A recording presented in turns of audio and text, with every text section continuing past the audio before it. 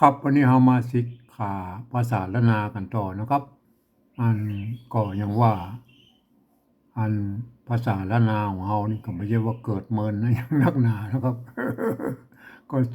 400-500ปีมานี่มันได้แล้วครับเห็นไหม500หรือ500กว่าปีอ่ะมันถึง600ด้วยเขาก็นับถึงอันเนาะสมมติว่าอันอ่าสุโขทัยนะครับพญาราม พ่อขุนรามคำแหงพญารามนะครับเพิ่นได้ประดิษฐ์อักษรเมื่อปีอันประมาณพศ118นี่เหมือนนะไหม1718นะ18นะโอเคนะครับเมื่อประดิษฐ์อักษรเรียบร้อยแล้วก็แพร่หลายมาในล้านนาของเรานะก็คือมีพระสมณะเถระเนี่ยเพิ่นเอามาเผยแพร่แล้วก็เอามาเผยแพร่มาทางภาคเหนือของเราเนี่ยเอามาสุโขทัยก็ไล่ขึ้นมาเนี่ยมาปรากฏอันลักษิลาจารึกที่วัดพระยืนนะก็เห็นไหมมาละปูนเห็นไหมวัดพระยืนละปูนพ่นสลักไว้ให้นะครับเป็นภาษาฟักคามสุโขทัยนะเห็นไหมอ่าก็หลังจากนั้นนี่แบบเมื่อกี้ปีก็เลยไปปุ่นวัดเชียงมั่นเชียงใหม่ไปมามีอยู่2 ที่นะครับเห็นไหมภาษาฟักคามนะของอันภาษาซึ่งเป็นต้นตำรับของภาษาไทยนะเห็นไหมปะล่องปะทางใต้เป็นภาษาไทยนะขึ้นมาทางเหนือนี่บอกค่อยนิยมก่อนเห็นไหมมันเหมือนนิยมอย่างไรครับเหมือนนิยมก็คือว่าสมัยอันพ่อขุนรามคำแหงนะครับพญามังลายนะครับพญากำเมืองนะครับมันมาไต่เมืองละปูนนี่เลยมาแตกเรียบร้อยแล้วอ่าตอนสมัยนั้นเมืองละปูนพญายีบาเนาะครอบครองเมืองละปูนเนี่ยตีละปูนแตกเรียบร้อยแล้วก็โทษเองก็ปรากฏอันลักษิลาจารึกอันของเจ้ามอญนะครับตัวหนังสือมอญพื้นเพมันเป็นอันคนมอญนะครับเจ้าละปูนคนมอญนะครับอันบนเรือมาเดี๋ยวนี้เหลือย่อมน้อยๆอยู่ปุ่นเอากับอันบ้านเฮือนน่ะบ้านเฮือนปุ่นหิมปิงบนอะไรมาลองไปพอแล้วไอ้จังปุ่นเข้าไปทางซบทาบนนะหิมปิงนะครับหิมปิงบ้านเฮือนนะครับบ้านเฮือนนะ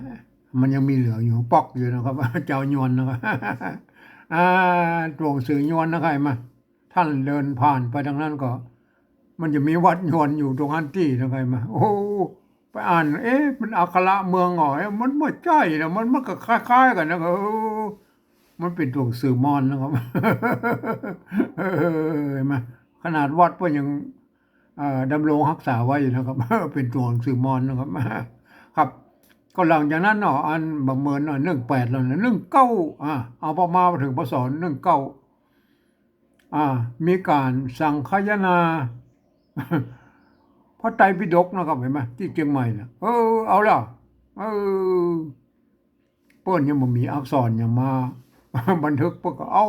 อักษรพม่ามาบันทึกครับนั่นนะเห็นไหมตำรามันก็เคยเป็นอันตำราของอันเป็นอันบันทึกด้วยอักษรพม่าพระไตรปิฎกอักษรละนายยังมหันต์ด้วยนะครับสมัยนั้น19พอสมัยอันพระเจ้าอันพญา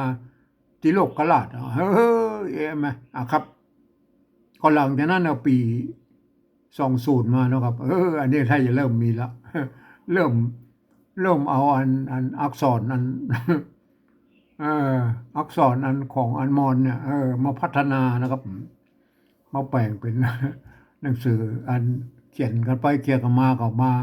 แถม50 ปี100 ปีก็บอกว่าแล้วก็ก็เอาแค่จนมาถึง2091นะครับก็ปะหลักฐานที่เป็นลักษิลาจารึกที่วัดจังกำเมืองน่านนะครับเนี่ยหาประกอบแล้วก็เนี่ยเห็นไหมครับเนี่ยวัดจังกำเมืองน่านเป็นอักขระละนาปรากฏอยู่นี่เห็นไหมอันนี้ก็ถือว่าเป็นอันเป็นเริ่มแรกของอันภาษาละนาเนาะอาจจะมีป้นเขียนมาสัก50 ปีหรือ60 70 100 ปีก็บอกว่าโอเคแล้วก็มันมีหลักฐานละ ก็ถือว่าเป็นอันเก้าเง่าของภาษาละนากันแล้วกันเพิ่นก็พัฒนามานะครับเห็นไหมปกติแล้วอันเพิ่นเอาไปเขียนเป็นอัน บาลีก่อนนะครับบาลีทำบาลีอ่ะ เพิ่นเขียนเป็นทำบาลีไปแล้วปุ๊บมันก็มีตัวซ้อนมีตัวมันมีสระภาษาบาลีมันมีสระอยู่อัน8 ตัวแล้วก็เห็นไหมอ่าอาอีอูเอโอเอโอเนี่ย8 ตัวใช่ไหม8 ตัวแล้วก็แถมอังมันตัวนะตัวอังนะโอเคนะ8 ตัวแถมตัวอังเห็นไหมมีตัวอันอ่ะแต่ในในหลักศิลาจารึกอันบ้านเมืองน่านอันฉบับนี้ โทษเลยเริ่มมีไม้เสริมมานะครับจากอาอีอูเอโอแล้วก็อังนะเริ่มมีอันไม้อื่นๆมานะไม้ไก่ไม้กำอธิหันยังไงไหมแล้วก็อันอืม ไม้สัตว์เนี่ยมาหั่นได้นะครับเห็นไหมหั่นได้ไม้กงนะครับไม้กง ไม้กาบงไม่มันเป็นมันมีหลายอย่างนะครับเห็นไหมไม้สัตว์นี่มาหั่นด้วยนะครับ ยังมาหั่นไม้สัตว์ด้วยนะครับถ้าหั่นก็ค่อยว่ากันเนาะมันมีไม้ไก่ที่หั่นนั่นนะครับแล้วไม้กงนะครับไม้กง ไม้กงแล้วก็มันไม้เกลือเนี่ยไม้เกลือเนี่ยเลยไม้เกลือเห็นไหมเดือนเนี่ยไม้เกลือมันมีไม้เกลือนะครับเห็นไหม อ่ามันมีไม้เกยเห็นไหมไม้เกยเห็นไหมเสวยเห็นไหมเสวยเห็นไหมมันมีไม้เกยไม้ไก่ไม้เกลือไม้อันนี้นะโอเคนะครับที่หันมานะครับมาก็ไม้กงนี่หันแล้วนะครับไม้กงโอเคนะครับอืมก็ก็โอเคนะครับไอ้มันก็เริ่มมีไม้อย่างมามันเพราะว่ามันก็อย่างว่ามันก็สร้างมันก็ยังบ่ครบแต่เราก็นี่มันมีไม้หันอากาศเนี่ยถ้าจะเป็นไม้ซัดแล้วก็เนี่ยวันเนี่ยมันมีไม้เนี่ยไม้200หงายเนี่ย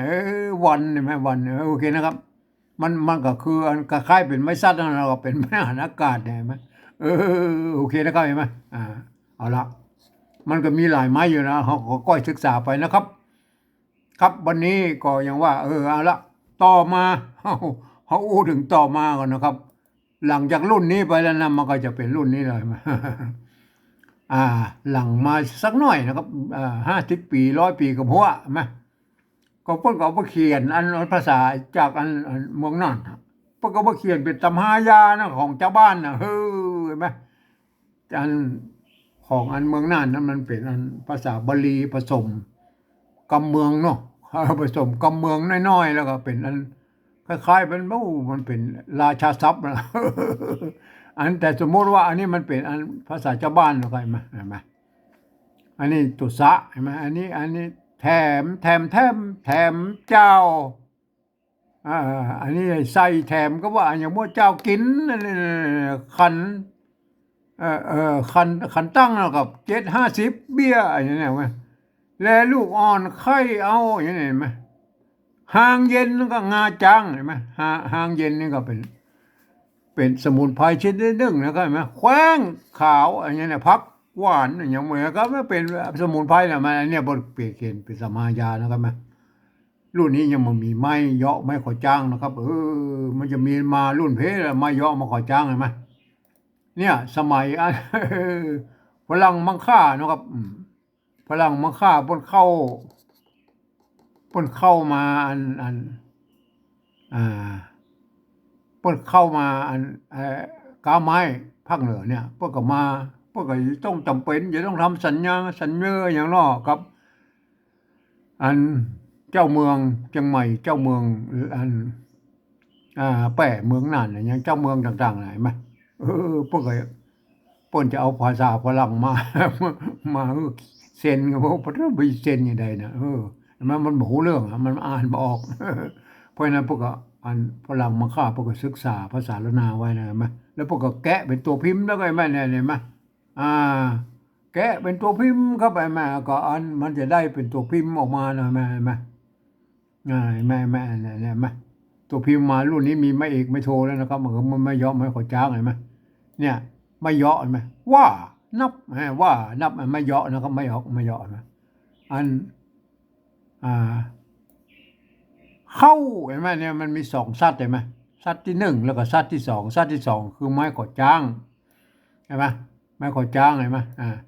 ถ้าเป็นอย่างอี้ก็เป็นไม้พัดไปเนี่ยบันนับอย่างเนี้ยโอเคแล้วก็เห็นไหมเห็นไหมอ่าเห็นไหมอันนี้ไม้เหยาะเห็นไหมไม้เหยาะนะอันนี้กำเห็นไหมไม้ซัดตัวนี้เป็นไม้กำละไม่ขอจ้างเลยไหมโอเคนะครับเนี่ยมันเป็นยังไงไหมครับวันนี้เราจะมาเริ่มศึกษาอันตัวที่เปิ้นเขียนไว้นะครับในวันนี้มาถึงบรรทัดที่3นะครับ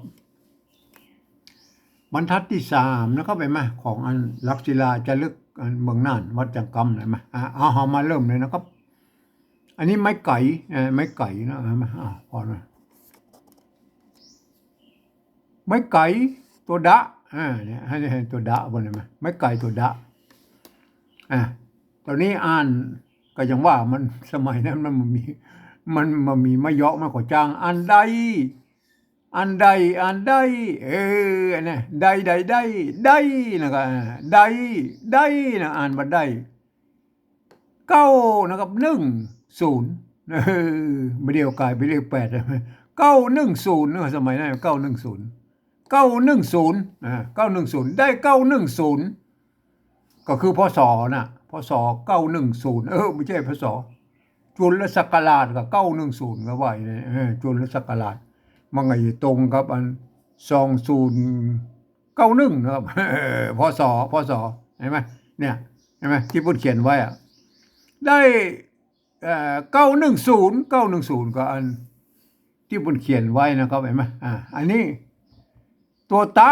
ตัวว่ายงลุ่มนี่อันนี้คืออันเนี่ยไม่กงไม่กงมันมีอยู่น้อยเดียวเห็นไหมไม่กงเนี่ยมันเพิ่งก็มีแล้วนะสมัยนั้นไม่กงมันมีอันวันนี้มันหันอยู่น้อยเดียวเพราะว่าเนี่ยมันขีดน้อยเดียวมันบอกชัดมันพูดต่อไปก็จะได้หันไม่กงนะครับบางทีอันนี้มันบอกชัดนะครับตัวตะตัวว่าเห็นไหมถ้าบหันไม่กงอ่านว่าอันตะวะมันตะซ้อนวะนะตะวะเห็นไหมมีไม่กงก็อ่านว่าตัวนะครับตัวเห็นไหมตัวได้910ตัวอันนี้ไม่ไก่ตัวหน้าในอันนี้ตัวปะนะครับตัวปะป้อมเห็นไหมจะแปลงเป็นตัวบะก็ได้ตัวปะป้อมอันนี้ไม่กี่ป่ะนะครับเห็นไหมไม้กี่ของป้นสมัยนั้นก็คือเนี่ยไม้กี่นั่นแหละแล้วก็เอาไม้200อันตวัดไว้ตรงกลางนั้นเห็นไหมรุ่นต่อมาทำ100 ปีมันที่อันนั้นมันเป็นไม้กือไว้ละเห็นไหมเปลี่ยนเป็นไม้กืออย่างอิ่มเลยมั้ยเปลี่ยนตอนแรกมันเป็นไม้กี่แล้วก็ไม้กี่มั้ยในอันนั้นในปีนะในปีอันนี้สำเนียงของอันไตยวนเนอะอ่านแบบสำเนียงไตยวนนะครับไตยวนเชียงใหม่นะคนเมืองนะครับในนะตัวในปีนะปีในปีนะครับอันนี้ปีนะครับในปียังปียังเลื่อนไปปีตัวว่าอันนี้ถ้าอย่าอันเขียนมนแล้วก็มีไม้ขีดไม้เป็นไม้ก่อเนาะเป็นไม้ก่อเป็นไม้ก่อใช่ไหมนะมันสมัยต่อมามันจะมีไม้กังมนอยู่ตรงบนอันนี้ยังมีได้ไหมเป็นตัวไม้ก่อก็คือตัวนั่นแหละตัวนะมันอยู่ตรงลุ่มเป็นไม้ก่อนะไม้ก่อนะตัวอยู่ตรงลุ่มเห็นไหมตัวว่าไม่ก่อไม่ก่อคือกันย้อนนั่นนะกันย้อนนั่นแหละเห็นไหมอยู่ตรงลุ่มกันย้อนโอเคสุโขทัยสุกะปีวอกนะปีวอกละอันนี้ตัวตะไม่กาหางมะเห็นไหมอันนี้ตามละ ปีวอกตามนะตาม อันนี้ตัวคะตัวคะอันนี้ก็ไม้ก่อไม้อันอากาย่อนอากาย่อนอากาย่อนอากาย่อนอากาย่อนอันสะกดด้วยตัวมะสะกดด้วยตัวมะขอมขอมก็อ่านว่าขอมค่อมก็ได้นะครับขอมตามขอมนะขอมอันนี้อันตัวผ้าตัวผ้าเมื่อกี้เนี่ยเมื่อกี้บนเป็นยี่นะเมื่อกี้แล้วเอาไม้ซองน้อยไปตวัดไว้เป็นไม่กี่อันรุ่นต่อมาเป็นไม่กือ เอาละพี่นะก็พี่เห็นไหมตามคอมพี่พี่อย่างพี่ไม่เก๋ตัวซะเนี่ยตัวเนี้ยห่างเนี้ยเห็นไหมเนี่ยไม่ไก่บาลีไก่บาลีก็อ่านว่าอันไก่บาลีก็ตัวซะก็อ่านว่าใส่นั่นก็ใส่เนี้ยนั่นก็ใส่เนี้ยเห็นไหม อันนี้มันเป็นใส่อันไม่ไก่เนี้ยนะครับไก่บาลีพี่คอมพี่ใส่เนี้ยนะครับพี่ใส่เนี้ยละพี่ใส่เนี้ยแล้วก็อันนี้อย่างเนี่ยไม่เกี่ตัวตะนะครับนี่ตัวตะ ตัวตะบนสมัยแล้วก่อนเมื่อเขียนมงเย็น เขียนมันห้อยมาเดี๋ยวมันปิ้นไปนะเว้ยเอาอย่างนี้อะไรมาตัวตะตัวเนี้ยอันนี้ก็ไม่ไก่ละอ่านว่าไตเนี้ยนะครับไตเนี้ยใส่เนี้ยไตเนี้ยไตเนี้ย ไตเนี้ยอันนี้เราไตเนี้ยนะครับอันนี้ตัวผ้าไม่กาไม่กาวงเลย ผ้าอันนี้ตัวสะอันนี้พระหันไม่กาอยู่ตรงเพศไหมตัวสะหันไม่กาอยู่ตรงนอกมันภาษานะไตภาษานะครับไตภาษา ละเฮาไปอ่านแล้วนะครับครับเฮาไปอ่านก่อนนะครับมาอ่านก่อน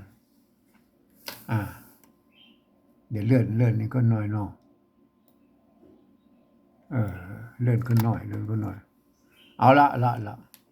อันนี้เขียนตามคำอ่านตามสำเนียงไต้หวันเชียงใหม่นะครับก็คือสำเนียงอันคนเมืองน่ะ อันอ่านว่าอันได้นะครับได้เนี่ยได้มาอันเนี้ยอันนี้เป็นอักษรกลางนะครับมันเปิ้นก็เป็นทั้งอันละได้910 910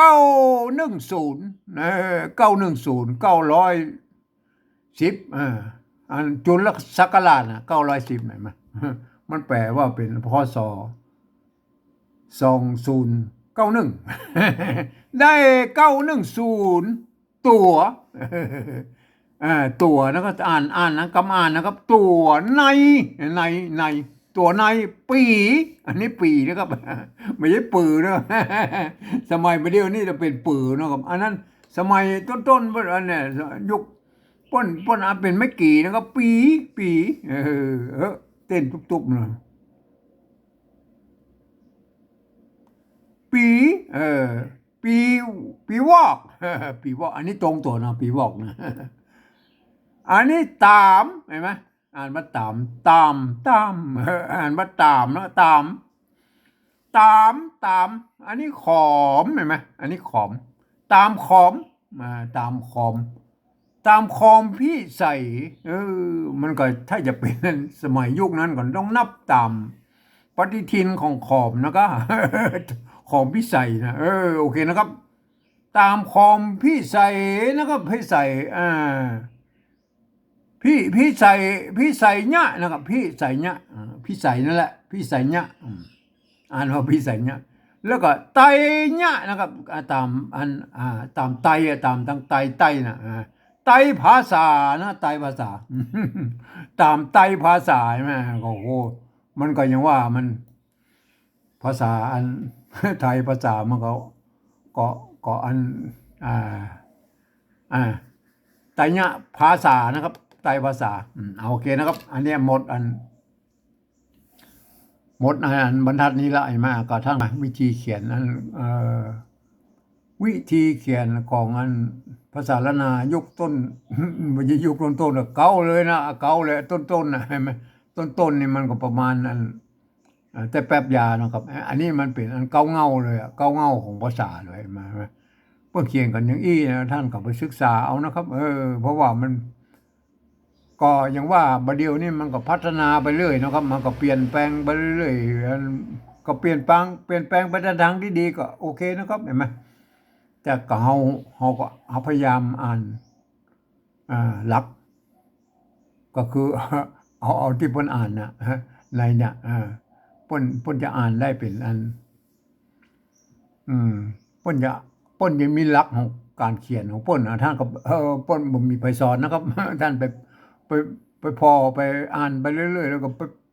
ไปพิจารณาเอาคนเดียวนะครับเห็นไหมนะครับวันนี้มาถึงบรรทัดที่3นะครับเห็นไหมเอาแค่นี้ก่อนเนาะมันพูดว่าเป็นอันบรรทัดที่4เนาะครับว่าครับวันนี้เอาแค่นี้ก่อนนะครับ